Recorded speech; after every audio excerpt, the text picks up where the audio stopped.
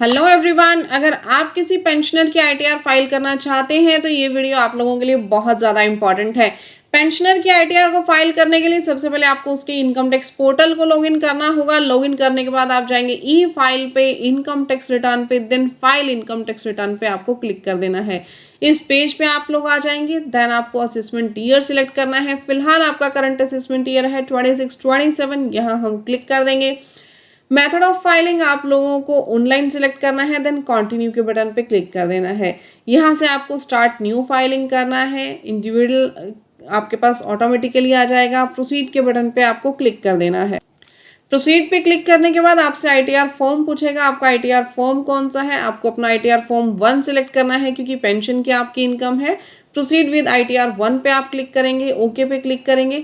यहाँ से आपको लेट्स गेट स्टार्टेड पे क्लिक करना है। आप लोगों की अगर पेंशन 4 लाख से ज़्यादा है तो आप फर्स्ट वाला ऑप्शन यहाँ चूज़ करेंगे। बेसिक एग्जामिशन लिमिट से ज़्यादा इनकम है आपकी, अदरवाइज जस्ट अदर्स पे क्लिक करेंगे। आप कंटिन्यू के बटन पे क्लिक कर देंगे। देन आपको यहाँ ओके करना है। इसके बाद आपको सबसे पहले पर्सनल इन्फॉर्मेशन अपनी फिल करनी है। जैसे ही आप पर्सनल इन्फॉर्मेशन पे जाएंगे, यहाँ पे आप लोगों को अपना सेकेंडरी एड्रेस अपडेट करना है। आप लोगों को यहाँ एडिट करना है कॉन्टैक्ट पे। एडिट के बाद आपके पास यहाँ पे ऑप्शन आएगा। आपको सेकेंडरी एड्रेस को जो है, अगर आपका सेम एज प्राइमरी एड्रेस है तो यहाँ पे यस कर दीजिएगा, सेम एड्रेस आपके पास आ जाएगा। अगर आपका एड्रेस अलग है तो नो कर दीजिएगा और यहाँ पे आप लोगों को देन अपना एड्रेस जो है वो डालना पड़ेगा। इसके बाद आपको सेव के बटन पे क्लिक कर देना है। उसके बाद आपसे पूछेगा कि क्या आप ओल्ड टैक्स रिजीम में अपनी आईटीआर फाइल करना चाहते हैं या न्यू टैक्स रिजीम में। तो आपको यहाँ पे अगर न्यू टैक्स रिजीम ही लेनी है तो नो के ऊपर क्लिक रहने दीजिएगा। इससे पहले आप लोगों को यहाँ पे नेचर ऑफ एम्प्लॉयमेंट सिलेक्ट करना है कि आप स्टेट गवर्नमेंट के एम्प्लॉय हैं, सेंट्रल गवर्नमेंट के एम्प्लॉय हैं या फिर कई अदर एम्प्लॉय हैं। लेकिन एक चीज़ और ध्यान रखिएगा, जस्ट स्टेट गवर्नमेंट और सेंट्रल गवर्नमेंट को आपको सिलेक्ट नहीं करना है। आप पेंशनर हैं तो स्पेसिफिकली आपको अपने लिए एक अलग टैब मिलेगा, स्टेट गवर्नमेंट पेंशनर और सेंट्रल गवर्नमेंट पेंशनर का। यहाँ पे आप लोगों को क्लिक कर देना है। देन आपको अपना एक बैंक वेरीफाई कर लेना है। अगर आपका कोई रिफंड है तो वो बैंक के अंदर ट्रांसफ़र होगा। इसके लिए आप लोगों को अपना बैंक भी जो है वो वेरीफाई कर लेना है। Bank account number, IFSC code, contact number और मेल आईडी आपको प्रोवाइड करनी होगी। बैंक आपका वैलिडेट हो जाएगा। उसके बाद उसको आपने नॉमिनेट कर देना है रिफंड के लिए। देन आपको कन्फर्म के बटन पे क्लिक कर देना है। ग्रॉस टोटल इनकम आप लोग यहाँ से सिलेक्ट करेंगे। ग्रॉस टोटल इनकम ये हमारी जो आ रही है ये ऑटोमेटिकली फॉर्म 26 ES से यहाँ पे रिफ्लेक्ट कर रही है। ध्यान रखिएगा, कोई भी आईटीआर आप फाइल करते हैं तो आपको फॉर्म 26 ES और AIS दोनों चीज़ें चेक कर लेनी है। अगर आप चेक करे बिना अपनी आईटीआर फाइल करेंगे तो उसमें कुछ ना कुछ गड़बड़ कर सकते हैं।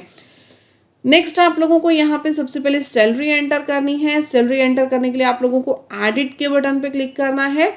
यहाँ पे आने के बाद देखिए सैलरी ऑटोमेटिकली आपके रिफ्लेक्ट हो रही है।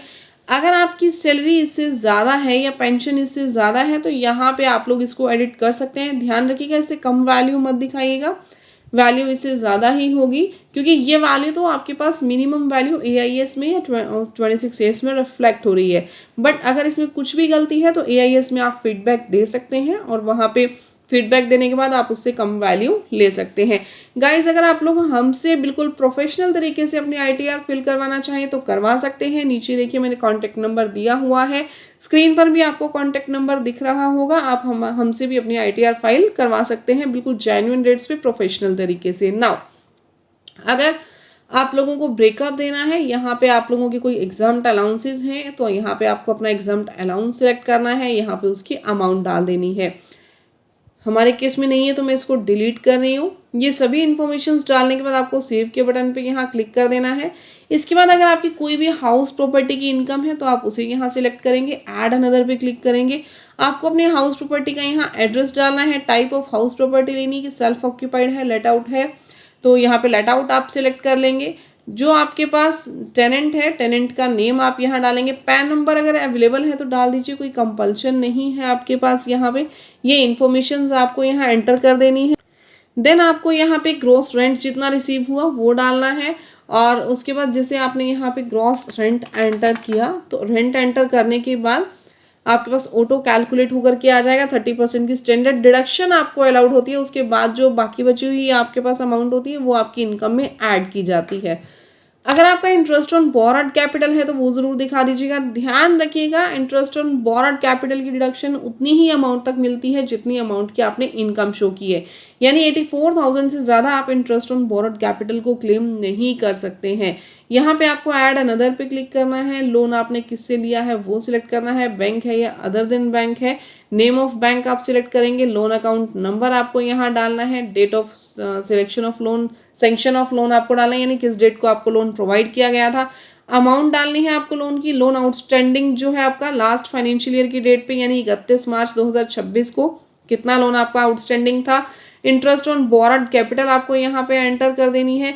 ये सारी डिटेल्स आपको डालनी होंगी अगर आपको इंटरेस्ट जो है वो क्लेम करना है। तो अगर आपका इंटरेस्ट जो है 84,000 से ज़्यादा है तो सिर्फ 84,000 तक डिडक्शन अलाउड होगी। अगर 84,000 से कम है, फॉर एग्जांपल 56,000 तो 56,000 की कंप्लीट डिडक्शन आपको अलाउड कर दी जाएगी।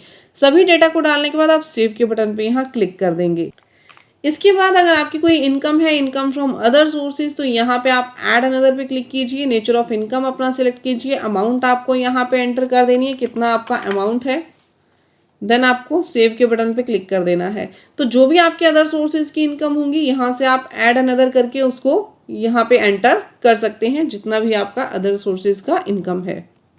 इसके बाद अगर आपका कोई लॉन्ग टर्म कैपिटल गेन है अंडर सेक्शन 112A तो वो आपको यहाँ शो करना है। अब 112A के अंदर कौन कौन सी चीज़ें आपके पास आ जाएंगी, कोई भी लिस्टेड इक्विटी शेयर है आपके पास, इक्विटी ओरिएंटेड म्यूचुअल फंड की यूनिट्स हैं या बिजनेस ट्रस्ट के अगर आपके पास यूनिट्स हैं तो वो आपको यहाँ पे शो करनी है। टोटल सेल कंसिडरेशन आपको यहाँ डालना है, जितना भी आपका सेल कंसिडरेशन है वो आप यहाँ पे एंटर कर दीजिए, और जितना आपने एक्विजिशन के टाइम पे पैसा दिया था वो आपको यहाँ पे एंटर कर देना है।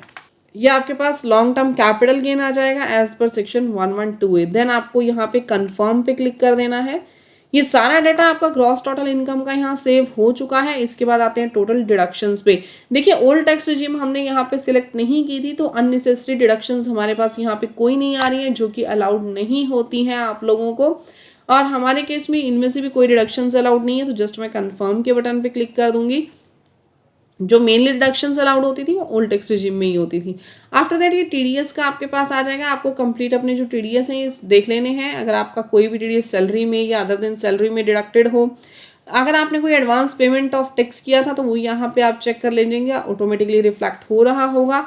अगर आपने कोई सेल्फ असेसमेंट टैक्स की पेमेंट की है, यानी आपके आईटीआर में अगर कोई भी टैक्स बन रहा था, आपने सेल्फ असेसमेंट टैक्स पे कर दिया, तो यहाँ पे ऐड अनदर करके आपको इधर चालान जो है वो ऐड कर देना है। BSR code, date of deposit, challan का सीरियल नंबर और टैक्स की जो पेमेंट हुई है वो यहाँ डाटा एंटर करने के बाद आपको सेव कर देना है। सारा डाटा आपका सेव हो जाए। हमारे केस में कोई टीडीएस नहीं है, कोई एडवांस टैक्स नहीं है, तो हम यहाँ पे जस्ट कंफर्म कर देंगे। अगर आपके केस में है तो आप लोग चेक ज़रूर कर लीजिएगा। नेक्स्ट आपको वेरीफाई करनी है अपनी टैक्स लायबिलिटी। इसके ऊपर आपको क्लिक करना है। यहाँ पे जब आप जाएंगे तो आपको यहाँ दिख जाएगा कि आपका कोई टैक्स अभी बन रहा है या नहीं बन रहा। अगर बन रहा होता तो आपको यहाँ पर पे नाउ का ऑप्शन भी मिल जाता। पे नाउ पे जाके आप टैक्स पे भी कर सकते हैं। अगर आप लोग हमसे सीखना चाहते हैं कि टैक्स कैसे पे किया जाएगा तो नीचे कमेंट सेक्शन में ज़रूर बताइएगा। मैं आप लोगों को बता दूंगी कि टैक्स आप लोगों को किस तरीके से पे करना है। नेक्स्ट आपको यहाँ पे कन्फर्म के बटन पे क्लिक कर देना है। आपको ये सारा डाटा जो है आपका अब कन्फर्म हो चुका है। आपको प्रोसीड टू वेरिफिकेशन पे क्लिक करना है। ये कंप्लीट डाटा आपको एक बार रीचेक कर लेना है। Then preview and submit your return पे आप जाएंगे। यहाँ से आपको डिक्लेरेशन पे साइन करना है, प्लेस डालना है एंड प्रोसीड टू वैलिडेशन पे क्लिक कर देना। जैसे ही हम प्रोसीड टू वैलिडेशन पे गए आपका वैलिडेशन सक्सेसफुल हो चुका है। इसके बाद हम प्रीव्यू के ऊपर जाएंगे। ये कंप्लीट प्रीव्यू आपको चेक करने के बाद प्रोसीड टू वैलिडेशन पे क्लिक करना है। यहाँ भी हमारा वैलिडेशन सक्सेसफुल हो चुका है। आप वेरिफिकेशन पे जाएंगे। वेरिफिकेशन के लिए आपको अपने आधार ओटीपी से इसको वेरीफाई कर लेना है। और भी बहुत सारे मेथड हैं, आप जिससे भी वेरीफाई करना चाहें कर सकते हैं। आप चाहें तो अपने आधार ओटीपी से, डीएससी से या फिर नेट बैंकिंग से, बैंक अकाउंट से, किसी भी मेथड से अपना जो आईटीआर है उसको वेरीफाई कर सकते हैं। हम लोग यहाँ पे क्लिक करेंगे, कंटिन्यू के बटन पे क्लिक करेंगे। हमारी जो आईटीआर है उसके लिए आधार के वाले नंबर पे ओटीपी चला जाएगा क्लाइंट के। आपने वो ओटीपी यहाँ एंटर करना है, आपकी रिटर्न सबमिट हो जाएगी। तो गाइस बहुत इजी प्रोसेस है, आप लोग खुद से भी कर सकते हैं। लेकिन अगर कोई भी टेक्निकल चीज़ें बीच में हैं आपके आईटीआर के तो आप लोग हमसे डिस्कस कर सकते हैं। मैं आप लोगों को ज़रूर गाइड करूँगी। अगर आप लोग हमसे अपनी ITR फाइल करवाना चाहें तो नीचे दिए गए कॉन्टैक्ट नंबर पे आप लोग हमसे कॉन्टैक्ट कर सकते हैं। बिल्कुल जेन्युइन फीस पे प्रोफेशनल तरीके से हम लोग आपको आपके ITR प्रोवाइड करके देंगे। तो गाइज मिलते हैं नेक्स्ट वीडियो में, तब तक के लिए thank you, bye bye, take care everyone.